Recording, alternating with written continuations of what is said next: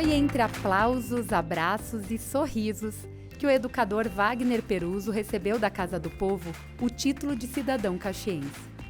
Uma homenagem para afirmar o papel do professor na luta pela educação.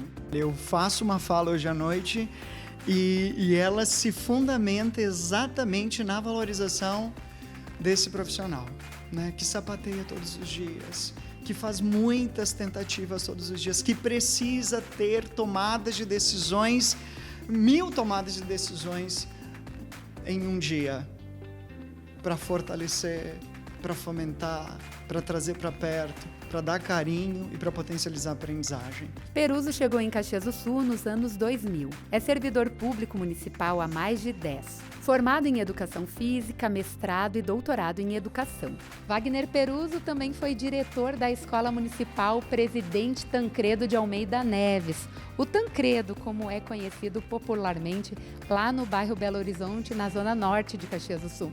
E foi lá, naquela comunidade, que ele mostrou qual o papel revolucionário que a educação tem. É uma escolha não do vereador Zé D'Ambrós, mas de uma comunidade, o qual ele ajudou a transformar.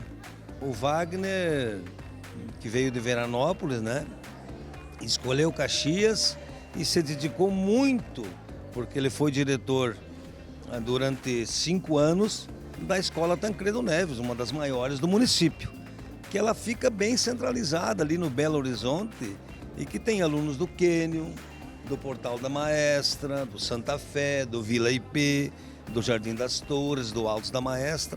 Então ele entrou numa comunidade para fazer a diferença. A homenagem ao atual diretor pedagógico da Secretaria Municipal da Educação foi proposta pelo vereador Zé D'Ambrós, que tem um mandato com atuação importante na região da zona norte da cidade. A entrega do título de cidadão caxiense é um carimbo que reconhece a atuação de Peruso, mas também celebra a educação como uma ferramenta social que transforma a vida das pessoas. Eu acredito muito numa Caxias do Sul que escute as crianças. As crianças têm muito para ensinar para a gente, né? Acontece um conflito em meio a uma roda de brincar, em uma disputa de brincadeira, e logo isso se supera, logo se dão as mãos e logo brincam de novo. Fazem uma nova escolha, trocam o brinquedo. E é sobre isso que nós adultos precisamos aprender e precisamos olhar.